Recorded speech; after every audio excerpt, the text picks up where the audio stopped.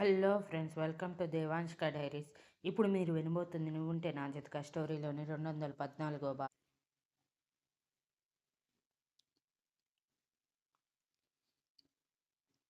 అటువైపు నుంచి ఫణీంద్ర గారు శ్రీధర్ నెంబర్ చూడటమే అసహనానికి గురై కంగారుగా అక్కడి నుంచి అందరికీ దూరంగా వచ్చి ఫోన్ లిఫ్ట్ చేసి, ఏంటి ఇప్పుడు ఫోన్ చేశావు అని అడిగారు. నీ కూతురు దాని చావు వార్త గురించి చెప్తుంటే నన్ను అసలు నమ్మటం లేదు. అందుకే నువ్వే చెప్తావేమోనని ఫోన్ చేశాను. దాన్ని నేను కిడ్నాప్ చేసి తీసుకొచ్చాను అనుకుంటుంది, కానీ నువ్వే నాతో పంపించావని చెప్పు అని కోపంగా చెప్పి శృతి ముందు ఫోన్ పెట్టగానే, బాబాయ్ ఏంటి ఇదంతా అని అరిచింది. నిజం శృతి, నువ్వంటే శ్రీధర్కి చాలా ఇష్టమట. తన కళ్ళల్లో నీ మీద ఇష్టం కనిపిస్తుంది. ముఖ్యంగా రుద్ర నిన్ను పెళ్లి చేసుకోవటానికి సిద్ధంగా లేడని తెలిసింది. ఎన్నాళ్ళని వాడి కోసం ఎదురు చూస్తావు చెప్పు. అందుకే శ్రీధర్తో పంపించేశాను. నువ్వు ఎక్కడ ఉన్నా మన వాళ్ళు కనిపెడతారని నువ్వు చచ్చినట్టు క్రియేట్ చేశాను. డోంట్ వరీ, కొన్నాళ్ళు పోతే అన్నీ సర్దుకుంటాయి అని అంటూ ఉండగానే, బాబాయ్ అంటూ గట్టిగా అరిచింది శృతి శ్రీధర్ చేతిలో ఫోన్ లాక్కొని. శృతి స్పీకర్ ఆఫ్ చేసి చెవి దగ్గర పెట్టుకొని, ఏంటి బాబాయ్ నువ్వు చేసేది? అసలు నేను చచ్చానంటూ క్రియేట్ చేయాల్సిన అవసరం ఏంటి? డాడీ వాళ్ళకి చెప్పాల్సింది కదా వీడి గురించి. ముఖ్యంగా వీడంటే నాకు ఇష్టం లేదని నీకు తెలుసు కదా. అయినా సరే ఎందుకు వీడితో పంపించావు అని అరుస్తూ ఉంటే ఫణీంద్ర పెదవుల్లో కన్నింగ్ నవ్వు చేరి, నా కోసమే ఇదంతా చేశాను. నోరు మూసుకొని ఎన్ని రోజులు చెప్తే అన్ని రోజులు అక్కడే పడుండు. టైం వచ్చినప్పుడు నేనే నీ కథ పూర్తి చేస్తాను. నా గురించి వాడికి చెప్పాలనే ట్రై చేశావంటే మీ అమ్మా నాన్నలు నా చేతుల్లో చస్తారు అని వార్నింగ్ ఇచ్చి ఫోన్ కట్ చేసి వెంటనే చిన్న వీడియో ఆ నెంబర్కి పంపించి అది శృతి మాత్రమే చూడమని పర్సనల్ అని పెట్టడంతో శృతి ఆ వీడియో ఓపెన్ చేయగానే తన తల్లిదండ్రులు గుండెలు అలసేలా ఏడుస్తూ ఒక్కసారిగా జయంతి గారు పడిపోవటం చూపించాడు. వెంటనే ఫోన్ రావడంతో శృతి కంగారుగా లిఫ్ట్ చేసి, అమ్మకి అమ్మకి ఏమైంది బాబాయ్ అని ఏడుస్తూ అడిగింది. చావు బ్రతుకుల్లో ఉంది. చెప్పా కదా, నేను చెప్పిన మాట వినకుండా నీ ఇష్టం వచ్చినట్టు చేశావు అంటే నా చేతుల్లో నీ తల్లిదండ్రులు చస్తారు గుర్తుంచుకో. ముఖ్యంగా నీ పక్కన ఉన్న వాడికి నేను నిన్ను బెదిరించిన దాని గురించి ఏమీ తెలియకూడదు. పొరపాటున తెలిసింది అని తెలిసిందంటే నిన్ను చంపేసినట్టు క్రియేట్ చేసిన వాడికి నీ తల్లిదండ్రులు ఇంట్లో వాళ్ళని నిజంగా చంపటం పెద్ద పనేమీ కాదు అని వార్నింగ్ ఇచ్చి శృతి నోటిని భయంతో మూయించేశాడు.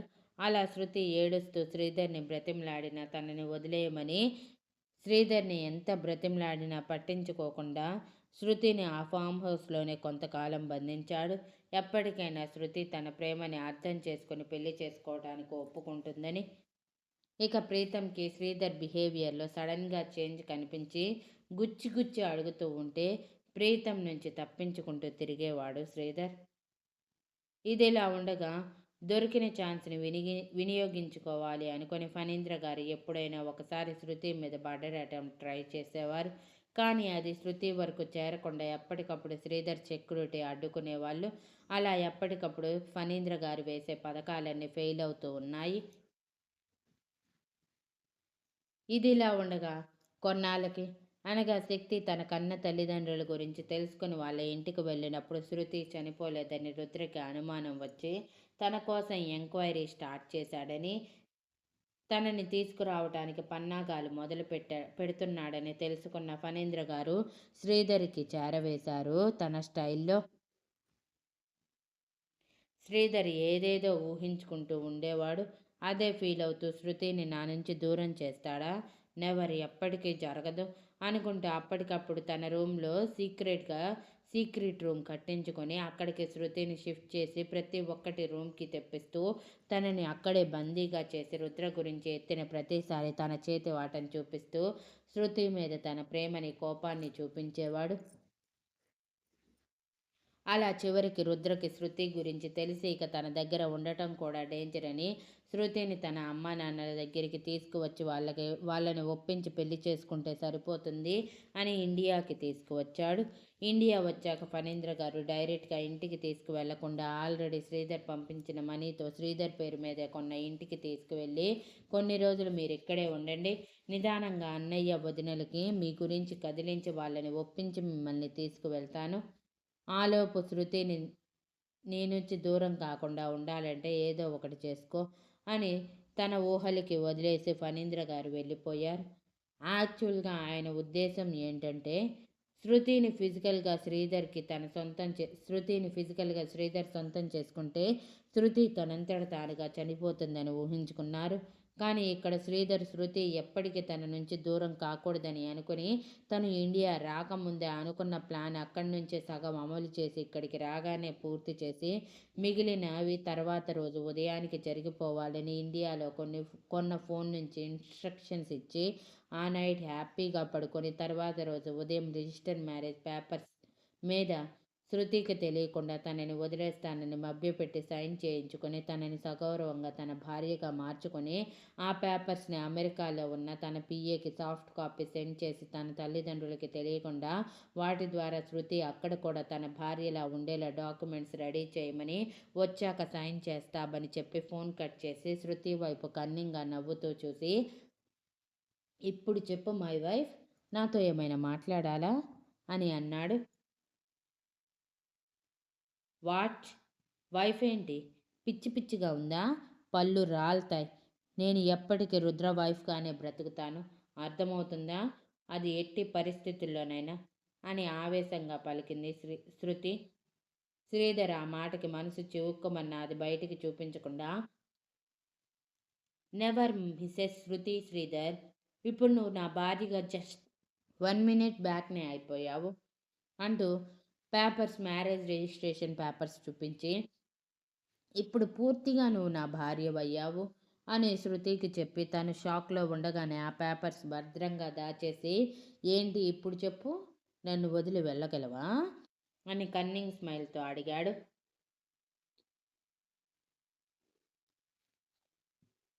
శృతి షాక్ నుంచి తేరుకుని ఆవేశంగా, హౌ డేర్ యూ, నన్నే మోసం చేస్తావా?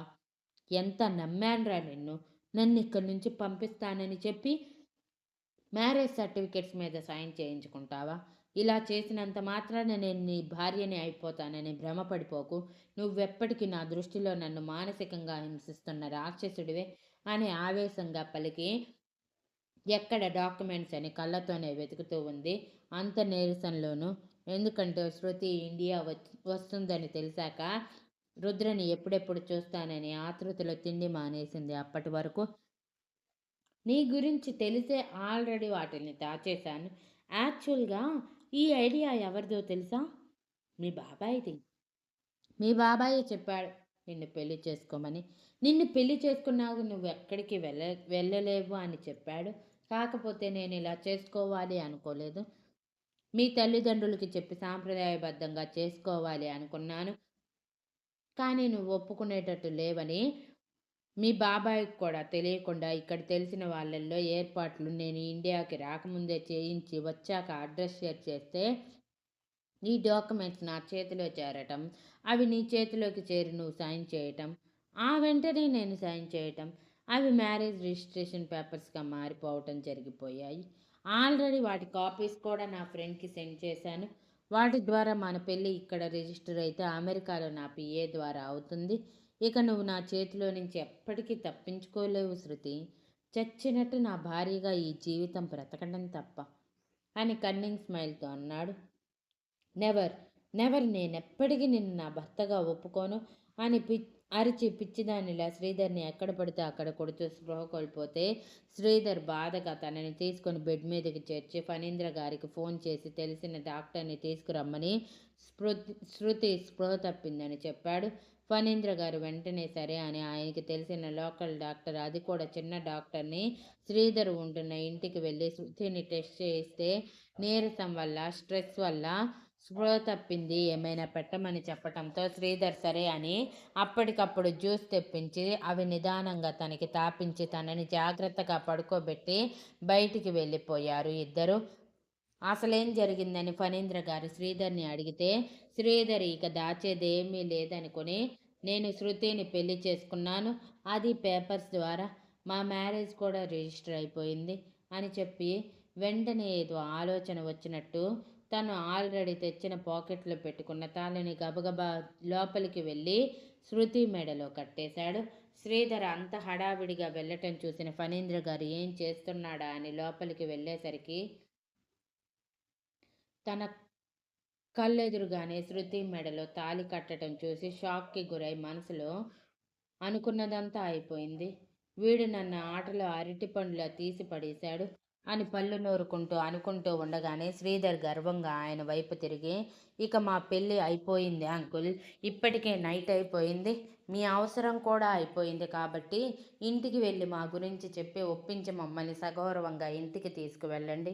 ఇక్కడ ప్రాబ్లమ్ సాల్వ్ అయితే నేను మా అమ్మ వాళ్ళతో చెప్పి మా పెళ్లి గురించి ఒప్పించుకుంటాను అని చెప్పి ఆయన్ని పంపించారు.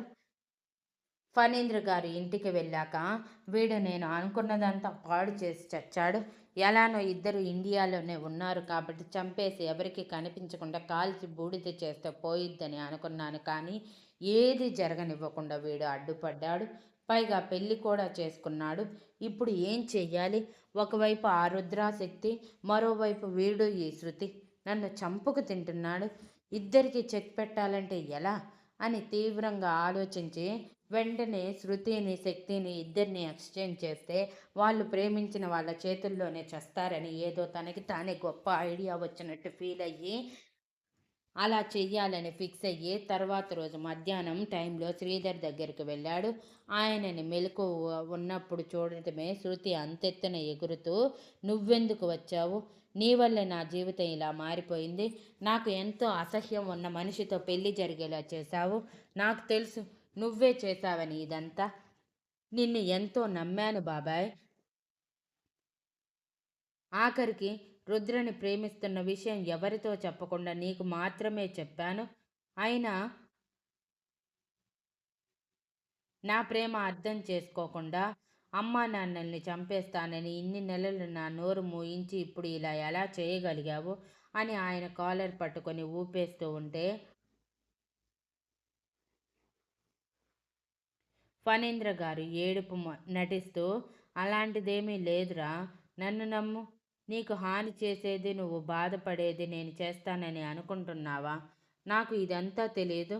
నేను అంతా నీకు వివరంగా చెప్తాను. ముందు వాడి సంగతి చూడు అని ఒక ప్యాకెట్ శృతి చేతుల్లో పెట్టి, ఇది ఎలాగైనా వాడు తాగే దాంట్లోనో, తినే దాంట్లోనో కలిపి ఇవ్వు. దాదాపు 18 గంటలు స్పృహలో ఉండడు. అప్పుడు నీకు నచ్చే విధంగా నేను చేస్తాను. నన్ను నమ్ము అంటూ శ్రీధర్‌కి దగ్గరుండి జ్యూస్ తాగించి శృతి అందులో పౌడర్ కలిపి ఎంతో ఇష్టంగా ఇవ్వగానే శ్రీధర్‌కి అనుమానం వచ్చిన మొదటిసారి శృతి తన చేతితో తయారు చేసింది ఇవ్వటంతో కాదనకుండా తాగేశాడు.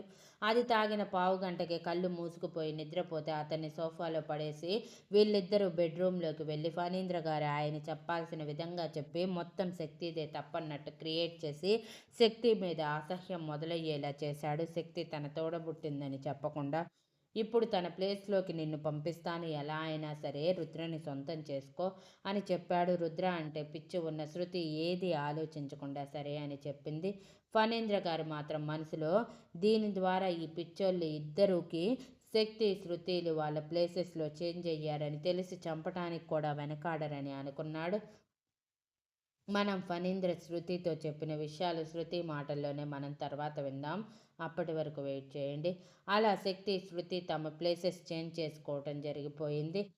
ఇది జరిగింది అని శ్రీధర్ శక్తితో చెప్పటం, శక్తి కళ్ళు తేలేయటం జరిగితే మరోవైపు రుద్ర కూడా కళ్ళు తెరిచి పిడికిలి బిగించి, అప్పుడు నువ్వేదో మంచివాడివనుకుని నాతో గొడవ పడ్డా ఏం చేసినా వదిలేశాను శ్రీధర్. కానీ ఇప్పుడు నా స్వీటీ మీద చేయి చేసుకొని చాలా పెద్ద తప్పు చేశావు. ఒక్కసారి నాకు దొరకాలి. నా పంచ్ పవర్ నీకు చూపించకపోతే చూడు అని కసిగా అనుకున్నాడు. Thank you for listening and please like, share, comment and subscribe.